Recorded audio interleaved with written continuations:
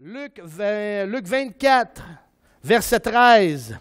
Luc 24, 13. Ce matin, on commence quelque chose de nouveau. Parce que justement, on débute les traces du Messie.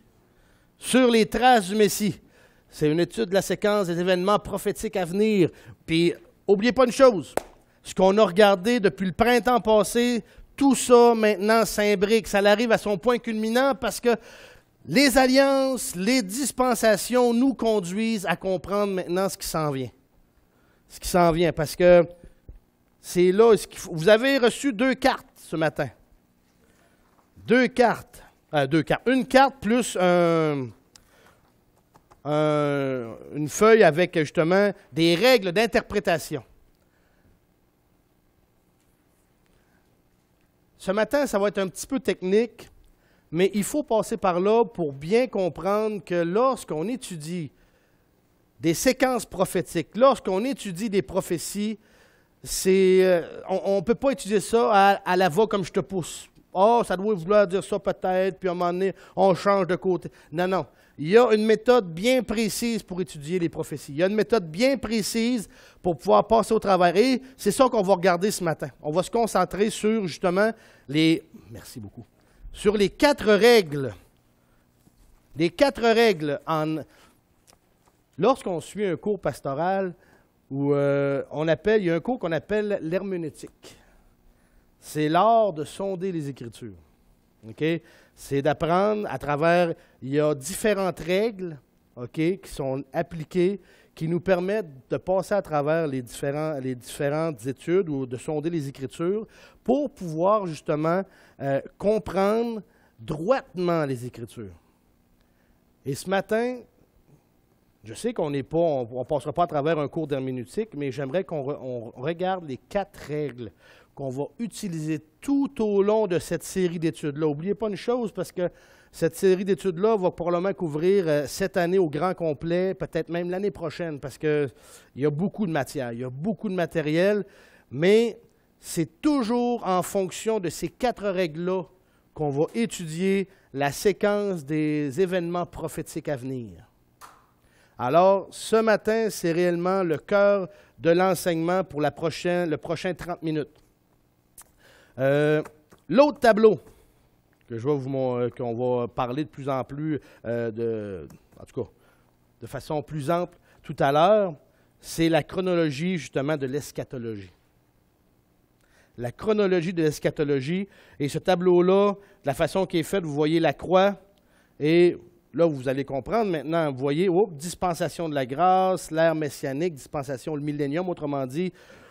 On a vu ça dans les dernières semaines. Donc, vous voyez, maintenant, vous avez une image plus complète du tableau qui va se dessiner devant vous à travers les semaines et les semaines qui s'en viennent. OK? Mais juste avant d'aller en profondeur là-dessus, j'aimerais qu'on tourne dans Luc 24, s'il vous plaît. Luc 24, 13 à 27.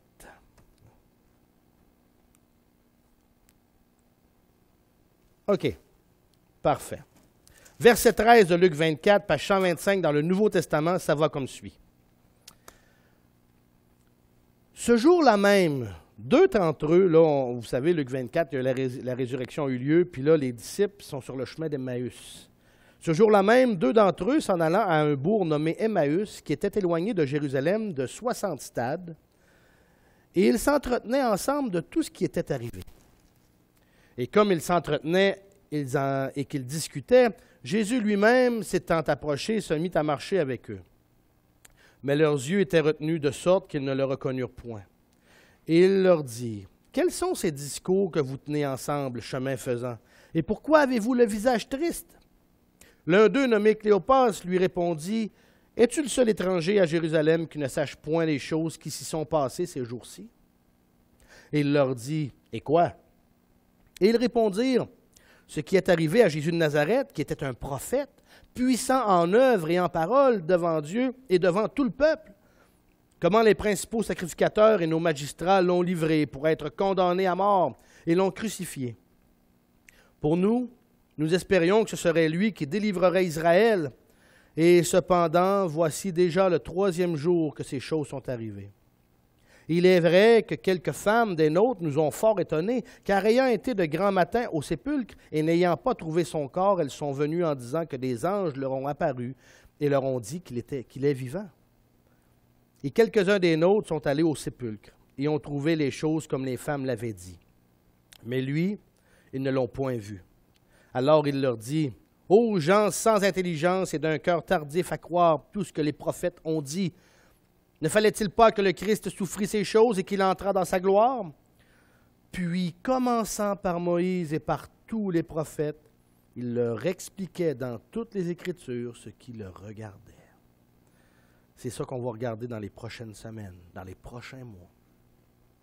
Commençant par Moïse et par tous les prophètes, il leur expliquait dans toutes les Écritures ce qui le regardait. Parce que Christ est venu une première fois, mais il revient. Alors, étant donné qu'il y a des événements qui concernent sa première venue et qu'on va regarder aussi, mais il y a beaucoup d'événements qui concernent sa deuxième venue et qu'on va regarder également. OK. Maintenant. Alors, tout le monde a son tableau? Tout le monde a son tableau?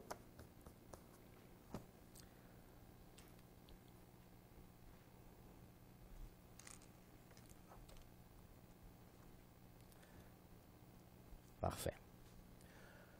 Chronologie de l'eschatologie. À travers ce tableau-là, nous voyons justement des choses, des événements qui se passent. Aujourd'hui, en 2014, où est-ce qu'on se trouve, nous autres, dans ce tableau-là? On est dans la dispensation de la grâce. On pourrait même dire, là, je vais mettre, j'espère que mon petit point lumineux, est-ce que vous voyez mon point lumineux? Bon, on se trouve à peu près ici, nous autres. OK? Dans l'ère de l'Église. On se trouve à peu près là. Ici, il y a l'enlèvement qui arrive. Tribulation. Ça, c'est les 7 ans où c'est que l'Antichrist va régner. Et puis, justement, des fléaux qu'on va regarder à travers l'Apocalypse, ainsi de suite, vont avoir lieu. Mais nous, on est ici. Donc, environ 2000 ans, un peu moins de 2000 ans après Jésus-Christ, après la crucifixion, la résurrection. Et vous allez voir en haut, en bas, les encadrés, là, c'est extrêmement intéressant parce que ça concerne justement des points majeurs qui vont se produire. Et tous ces encadrés-là que vous avez ici, là, ça, c'est toutes ces choses-là qu'on va passer à travers les 2 prochaines années. Toutes ces informations-là. Mais ça, c'est un tableau d'ensemble, une vue d'ensemble des événements chronologiques qui s'en viennent, des choses qui se sont passées à cause de la croix, mais des choses actuellement qui s'en viennent et dans lesquelles on va passer au travers. Maintenant,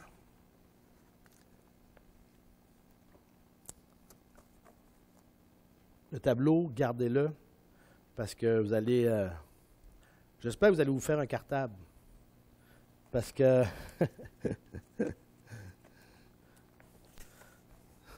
ça s'en vient, mais ça, c'est juste pour les 30 prochaines pages. On a 500 à voir. Fait que là, j'espère que vous allez pouvoir mettre ça dans un cartable. Il y a beaucoup de matériel qui sont en dehors du livre, en dehors du volume. Mais moi, je vous conseille fortement, au fil des semaines, des mois qui s'en viennent, de vous acquérir un gros volume parce qu'il y a beaucoup de matériel que je n'aurai pas le temps de tout passer au travers, bien entendu, en plus de ce que vous allez recevoir. Vous savez, on est à l'école. Comment on appelle ça, cette portion de dimanche matin? On appelle ça l'école du dimanche. Et quand on va à l'école, on a des choses à apprendre. Hein? On est à l'étude.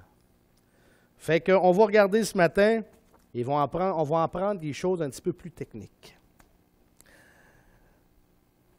Vous avez une deuxième feuille qui s'appelle les règles d'interprétation.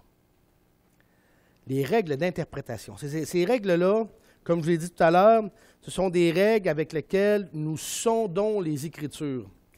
J'aime pas dire avec lesquelles on interprète les Écritures, parce que j'aime pas la saveur que le mot interpréter peut prendre dans la bouche ou dans la compréhension des gens. Parce que le mot interpréter, c'est comme dire on devine. Ça sonne de même dans ma tête, puis j'aime pas ça. Fait que j'aime mieux dire, c'est des règles avec lesquelles nous sondons adéquatement les Écritures. OK? Alors, sur cette feuille-là, vous avez 4 règles qui sont mentionnées. 4 règles. Les 4 règles, ça s'appelle, premièrement, la première règle, c'est la règle d'or de l'interprétation. Deuxièmement, la règle de la double référence. Troisième règle, c'est la règle de la récurrence. Quatrième règle, c'est la règle du contexte. Peut-être ça peut être des mots ou des types, des genres de titres qui sont plus ou moins complexes à comprendre, mais vous allez voir, chacune des choses, on va passer à travers chacune des règles de façon très terre-à-terre. Vous allez voir que ça a plein de bon sens. Plein de bon sens là-dessus. Regardons la première règle sur les règles d'interprétation. La règle d'or de l'interprétation. Sur votre feuille, il est écrit ceci par rapport à la règle d'or de l'interprétation. Lorsque le sens le plus évident des Écritures est sensé, ne recherchez aucun autre sens. Par conséquent, chaque mot doit être pris dans son sens le plus élémentaire, le plus ordinaire, le plus usuel et le plus littéral. Un chien, c'est un chien. Vous me suivez?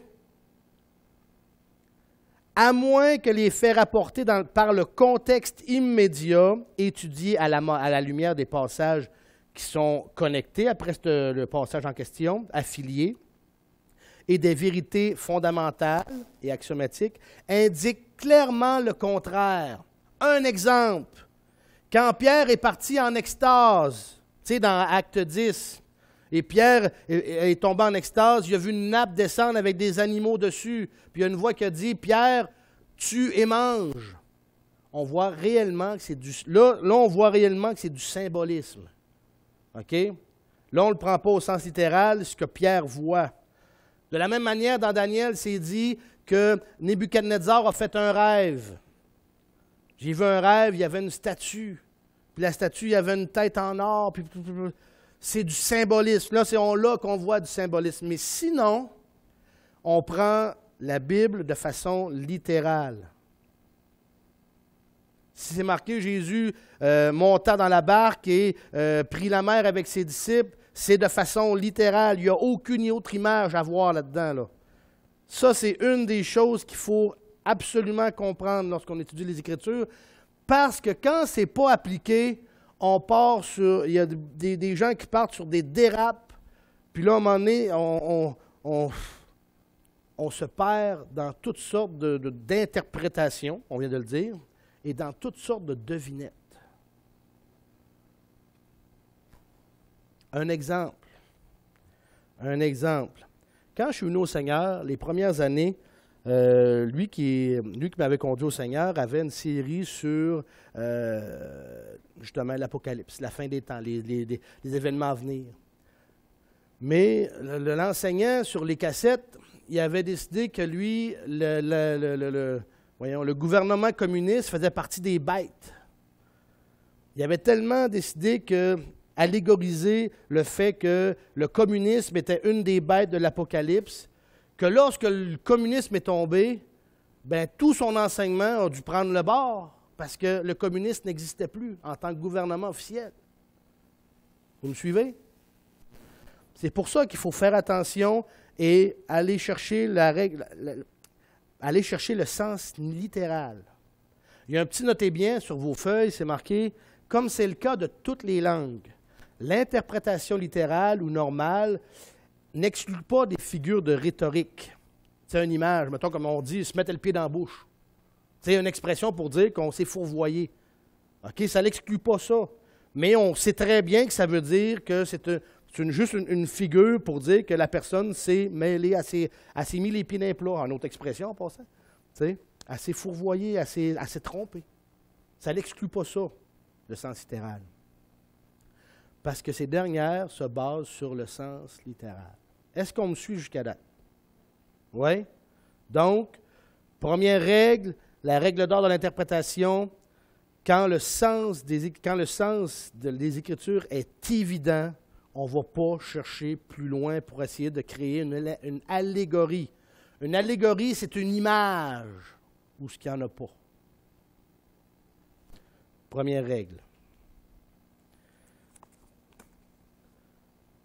Deuxième règle. Deuxième règle. La règle de la double référence. Qu'est-ce qu'on veut dire par la règle de la double référence? Ça dit sur notre feuille, souvent un passage ou une section des Écritures porte sur deux personnes différentes. Si jamais, on va regarder quelques exemples tout à l'heure, là, ou deux événements différents séparés par des périodes très éloignées. Ces personnes ou ces événements font parfois l'objet d'une seule description sans que la période qui les sépare ne soit mentionnée dans le texte. OK. Pour ça, vous êtes dans Luc, dans votre Bible?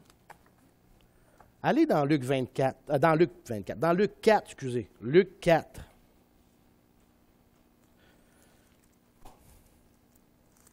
Vous allez voir c'est quoi la règle de la double référence. On a un autre exemple sur notre feuille, mais, excusez, Luc 4, verset 16. Luc 4, 16. Vous rappelez-vous d'un certain Jésus qui est allé à Nazareth? Regardez au verset 16. Ça dit, « Et Jésus vint à Nazareth où il avait été élevé. Et il entra, selon sa coutume, le jour du sabbat, dans la synagogue, et il se leva pour lire. Et on lui présenta le livre du prophète Isaïe. Et ayant déroulé le livre, il trouva l'endroit où il était écrit, c'est ça qui était écrit, « L'Esprit du Seigneur est sur moi, c'est pourquoi il m'a oint pour annoncer l'Évangile aux pauvres, et il m'a envoyé pour guérir ceux qui ont le cœur brisé, pour publier la liberté aux captifs et le recouvrement de la vue aux aveugles, pour renvoyer libres ceux qui sont dans l'oppression, et pour publier l'année favorable du Seigneur. Et ayant replié le livre et l'ayant rendu au ministre, il s'assit et les yeux de tous dans la synagogue étaient arrêtés sur lui. Alors il commença à leur dire, « Cette parole de l'Écriture est accomplie aujourd'hui et vous l'entendez. » OK? Juste une petite anecdote concernant ça. Savez-vous pourquoi le peuple était carrément béat devant lui dans la synagogue? Puis, sans vouloir dire, on pense tout le temps que c'est parce que Jésus a dit, c'est aujourd'hui que cette écriture-là est accomplie, mais ce n'est pas ça pour vrai. C'est quand on comprend l'arrière-plan juif, c'est que chez les Juifs, à l'époque où il y avait lecture de la parole dans la synagogue, ils devaient lire au minimum 3 versets. Jésus s'arrête en plein milieu de 1 verset et demi. Là, les autres, ils parlent comme diraient, dit, oui, après, continue, il en manque, là. Mais non, Jésus s'est arrêté parce que là, il y avait affaire à une règle, la règle de la double référence. On va aller voir ça. Le fameux passage d'Isaïe, c'est Ésaïe 61. Tournez dans Ésaïe 61. On va lire le contexte du passage au complet. 61, verset 1. Ésaïe 61, verset 1.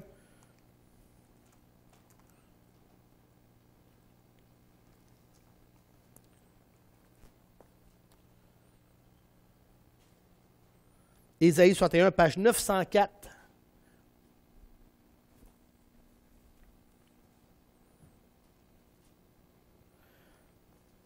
Là, Jésus a lu 1 verset et demi. Alors que la tradition chez les Juifs, c'était de lire 3 versets minimum d'un passage. Regardez ce qui est dit et on va voir en application la règle de la double référence. On disait que c'était quoi la règle de la double référence? C'est souvent un passage ou une section des Écritures porte sur 2 personnes différentes ou sur 2 événements différents. Là, nous, on va voir 2 événements différents. séparés par des périodes très éloignées. Ces personnes ou ces événements font parfois l'objet d'une seule description sans que la période qui les sépare ne soit mentionnée dans le texte. Lisons Ésaïe 61, versets 1, 2 et 3. « L'Esprit du Seigneur de l'Éternel est sur moi, car l'Éternel m'a oint pour annoncer la bonne nouvelle aux affligés. Il m'a envoyé pour guérir ceux qui ont le cœur brisé, pour proclamer aux captifs la liberté et aux prisonniers l'ouverture de la prison, pour proclamer l'année de la bienveillance de l'Éternel. » Pow! Ça arrête là.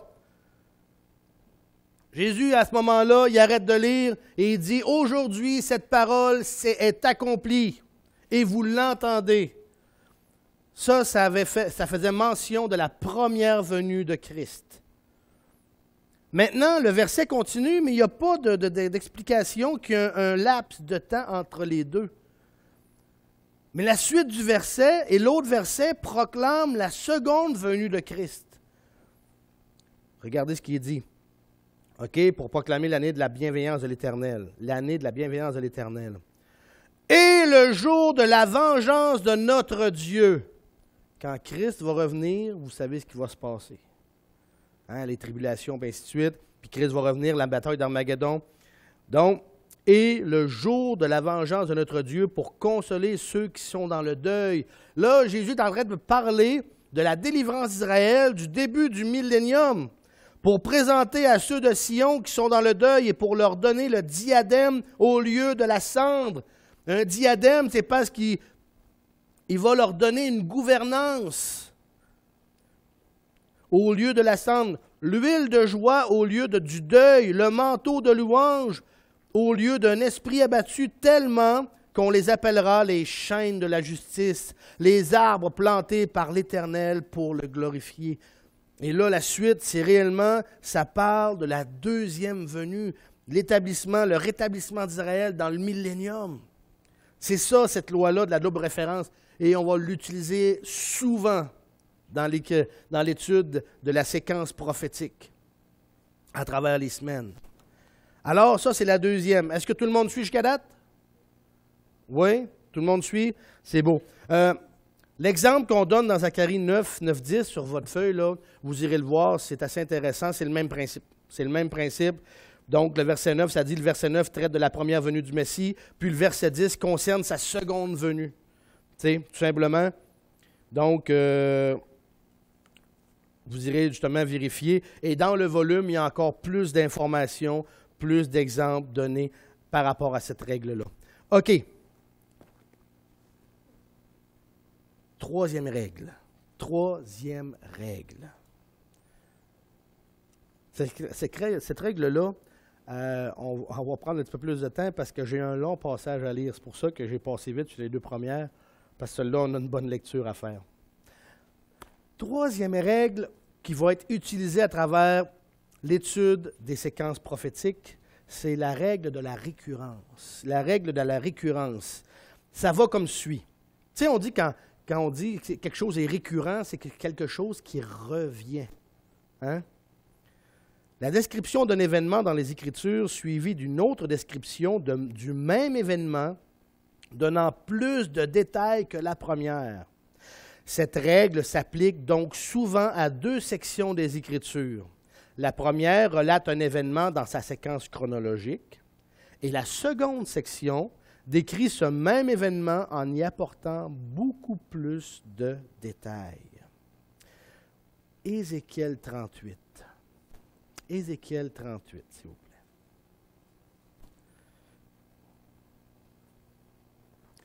Ézéchiel 38.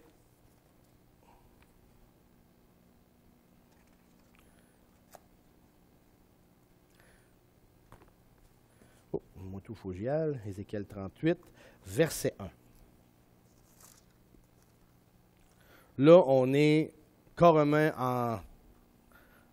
On est les deux pieds dans de la prophétie purement et simplement ici, là, avec Ézéchiel 38 et 39. Ça dit ceci dans Ézéchiel 38, verset 1. On va lire le verset 1 jusqu'au verset 23. La parole de l'Éternel me fut adressée en ces termes. Fils de l'homme, tourne ta face vers Gog, au pays de Magog, vers le prince de Roche, de Méchec et de Tubal, et prophétise contre lui, et dis, ainsi a dit le Seigneur l'Éternel, voici j'en veux à toi, Gog, prince de Roche, de Méchec et de Tubal.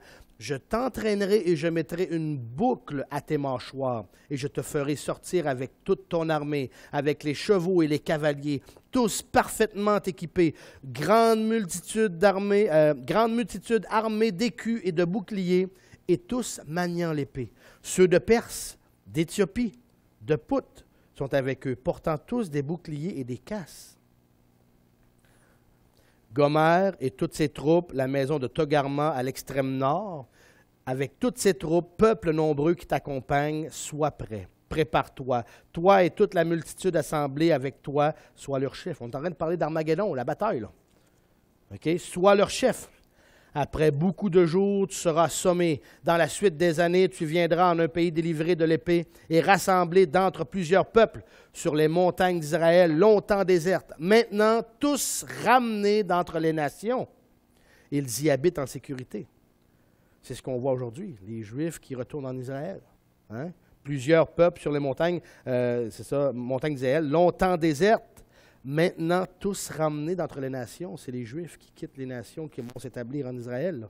Ils y habitent en sécurité. Tu t'avanceras et tu viendras comme l'ouragan, comme une nuée. Tu couvriras le pays, toi, toutes tes troupes et les nombreux peuples qui sont avec toi.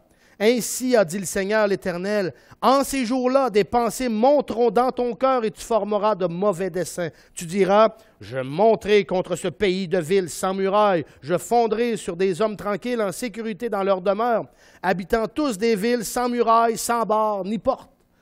J'irai faire du butin et du pillage, mettre la main sur les lieux déserts qui ont été repeuplés, et sur le peuple ramené du milieu des nations, et qui soigne le bétail et ses biens, et habite au centre de la terre.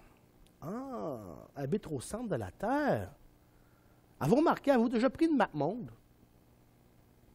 Si vous prenez une map monde, là, je ne l'ai pas avec moi, là, regardez le milieu de tous les continents, là, c'est Israël.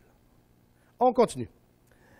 Au centre, verset 13. Sheba et Dédan, les marchands de Tarsis et tous ces lionceaux, te diront, ne viens-tu pas pour enlever du butin?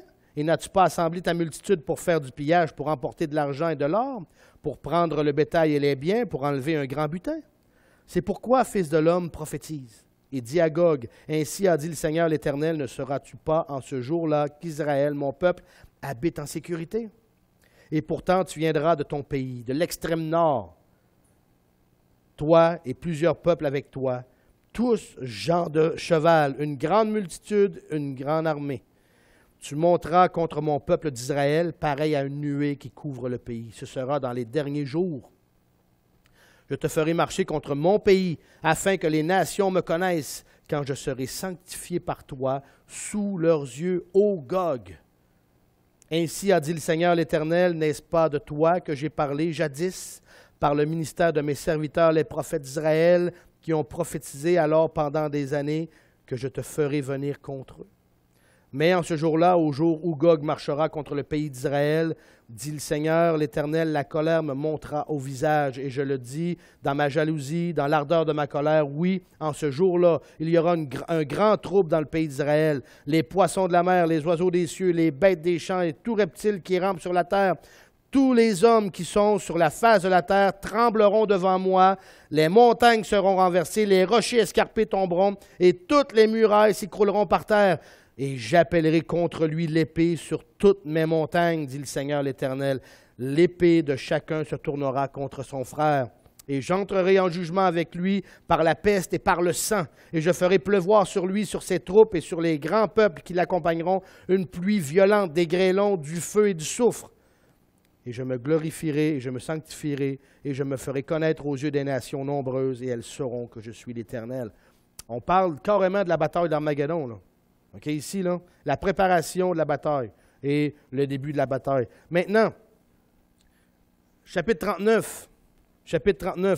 Là, on voit la première portion où c'est que Dieu fait mention des préparatifs de la bataille, le pourquoi ils vont s'en venir en Israël, et ainsi de suite, et on voit toutes les délibérations, qu'est-ce qu'il y en est. Mais Dieu, quand on dit la loi de la récurrence, c'est qu'il va reprendre le passage, mais il va donner encore plus d'informations qui concernent justement ce passage-là, cette portion-là. Chapitre 39, le verset 1. Dieu recommence.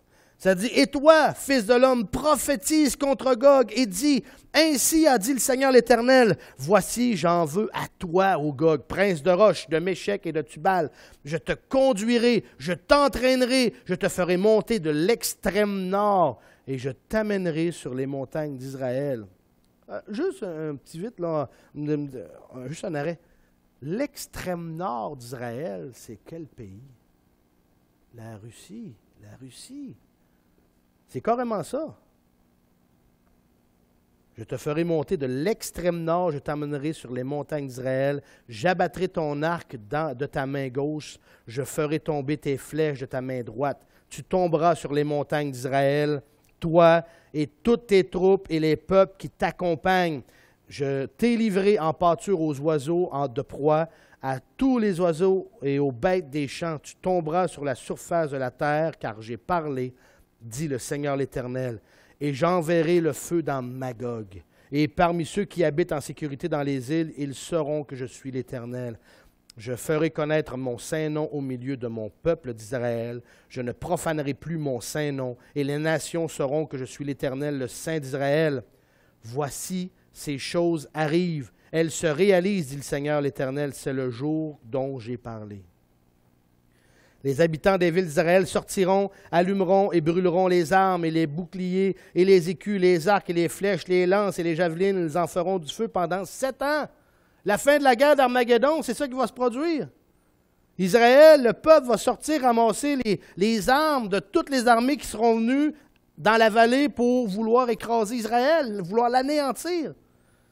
Encore, on voit des informations de plus.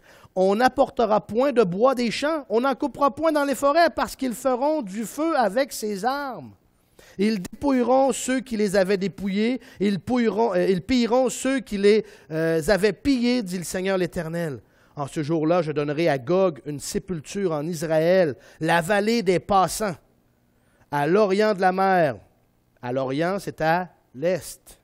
À l'orient de la mer, à l'est de la mer Méditerranée. Donc, et cette sépulture bornera le chemin aux passants. C'est là qu'on enterrera Gog et toute sa multitude, et on appellera cette vallée la vallée d'Amon-Gog, de la multitude de Gog. La maison d'Israël les enterrera pendant 7 mois. Ils vont trouver des cadavres pendant 7 mois. Ça fait du monde, ça. Afin de purifier le pays, et tout le peuple du pays les enterrera, et il en aura du renom au jour où je me glorifierai, dit le Seigneur l'Éternel. Ils mettront à part des gens qui ne feront que parcourir le pays, et qui, avec les passants, enterreront ceux qui seront restés à la surface de la terre, afin de la purifier pendant 7 mois entiers. Ils seront à la recherche. Et si, en parcourant le pays, ils arrivent à voir des ossements d'hommes, ils dresseront près d'eux un signal, jusqu'à ce que les enterreurs les aient enterrés dans la vallée d'Amon-Gog. Et il y aura aussi une ville appelée Ammona, multitude. Ainsi, l'on purifiera le pays. La première portion d'Ézéchiel 38 parle des préparatifs de la bataille, et on voit le pourquoi qui s'en viennent. Dans Ézéchiel 39, on voit la suite, la raison, mais surtout la finalité de la bataille. Et qu'est-ce qui va subvenir à la suite de ça? Ça, c'est ça qu'on appelle la loi de la récurrence. Il y en a beaucoup dans la parole de Dieu. Il y en a énormément. Et ça commence déjà, simplement, un autre exemple, vitement, là, avec juste le Genèse chapitre 1.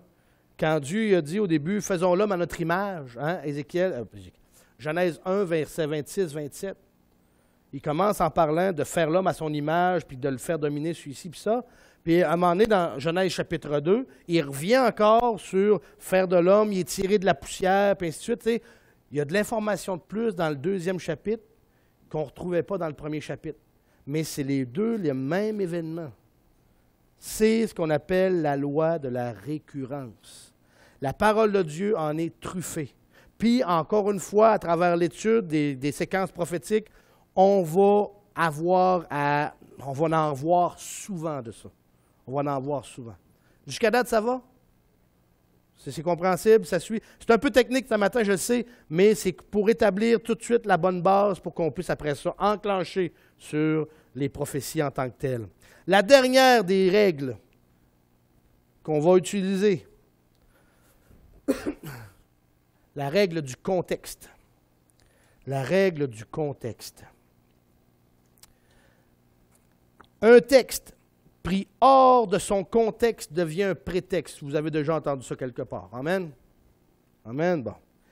Donc, un verset, ça dit un verset n'a de signification que s'il est lu dans son contexte et il ne devrait pas être lu hors contexte. On attribue souvent à un verset pris hors contexte une signification que celui-ci n'a pas dans son contexte. Un exemple. Tournez dans Zacharie 13, 6. On va prendre l'exemple qu'on a sous la main. On en a de nombreux endroits qu'on pourrait aller fouiller, là, mais pour le temps passe. Donc, Zacharie, l'avant-dernier livre de l'Ancien Testament, Zacharie 13. Et en passant, je vous dis ça tout de suite, là, affilez vos doigts pour aller fouiller dans les petits prophètes, parce qu'on va y aller régulièrement dans les petits prophètes. Joël, Osée, Amos, Abdias, Michée, Jonas. Aiguisez vos doigts, parce qu'on va avoir à aller fouiller là-dedans. Zacharie 13, 6. Beaucoup de gens, lorsqu'ils étudient dans l'Ancien Testament, prennent ce verset-là en rapport avec Jésus. Beaucoup, parce qu'il parle de quoi? De percer les mains. Puis là, regarde, des blessures aux mains, donc il parle d'avoir un contexte de percer les mains. Ça dit au verset 6, « Et quand on lui dira, « Qu'est-ce que ces blessures à tes mains? » Il répondra, « C'est dans la maison de mes amis qu'on me les a faites. » Et beaucoup de gens ont tendance, malheureusement, à prendre ça pour se faisant référence à Jésus. Malheureusement. Mais quand on regarde la loi du contexte, vous allez voir, c'est banal, mais malheureusement, c'est pas assez banal parce que des fois, on arrive puis on fait une erreur de prendre ces choses-là, de prendre un verset dans la parole de Dieu, de le sortir de son cadre et là, de lui faire dire n'importe quoi. Verset 2 de Zacharie 13. Ça dit, « Il arrivera aussi en ce jour-là, dit l'Éternel des armées, que je retrancherai du pays les noms des idoles. Et il n'en sera plus fait mention. J'ôterai aussi du pays les prophètes et l'esprit impur. Il arrivera que si quelqu'un prophétise encore, son père et sa mère qui l'auront engendré lui diront, « Tu ne vivras plus car tu dis des mensonges au nom de l'Éternel. » Et son père et sa mère qui l'auront engendré le transperceront quand il prophétisera. En ce jour-là, les prophètes seront confus, chacun de sa vision. Et quand ils prophétiseront, ils ne se revêtiront plus du manteau de poil pour mentir. Chacun d'eux dira, « Je ne suis pas prophète, je suis un laboureur, car on m'a racheté dès ma jeunesse. » Et quand on lui dira, « Qu'est-ce que ces blessures à tes mains? » Il répondra, « C'est dans la maison de mes amis qu'on me les a faites. » Alors, vous voyez que le verset 6 est en rapport avec des faux prophètes. Des prophètes que Dieu a pu permis qu'ils prophétisent, puis si moindrement il sort une bribe de prophétie, justement, ça dit, c'est plat, c'est dur, là, mais au verset 13, il arrivera que si quelqu'un prophétise encore, son père et sa mère qui l'auront engendré lui diront, « Tu ne vivras plus! » C'est rendu grave, là. Ses propres parents disent non, il ne faut même pas que tu restes en vie. Alors, c'était une portion, mais juste pour dire que la règle du contexte, elle est extrêmement importante aussi. Et surtout à travers les prophéties, c'est tellement facile de prendre un chemin d'à côté à cause d'une déclaration ou d'un verset particulier qui, me semble, ne cadre pas avec le reste d'une déclaration, de vouloir le mettre de côté. Alors, la règle du contexte est extrêmement importante aussi. C'était les 4 règles qu'on avait à regarder ce matin. J'espère que vous avez pu garder une certaine bribe d'informations sur ces 4 règles-là qui vont être utilisées pour tout le temps qu'on va regarder à ce niveau-là, les prophéties. Alors, on fait juste les répéter rapidement. La règle d'or de l'interprétation, la règle de la double référence, la règle de la récurrence et la règle du contexte. Ce sont ces 4 principes-là avec lesquels on va travailler les prochains mois. Alors, en passant, ce qu'on a vu ce matin, là, ça couvre seulement les 7 premières pages du volume en question. Les 7 premières pages. Alors, on va regarder les autres pages au fil des mois. C'est tout. Prions. Père éternel, on est devant toi ce matin. Seigneur grand Dieu, béni sois-tu. On t'aime, Père. Encore une fois, éclaire nos esprits, éclaire nos cœurs, afin que l'on puisse être des étudiants fidèles, mais des étudiants, Seigneur, assidus à ta parole. On t'aime, au nom de ton Fils Jésus, qu'on te le demande. Amen.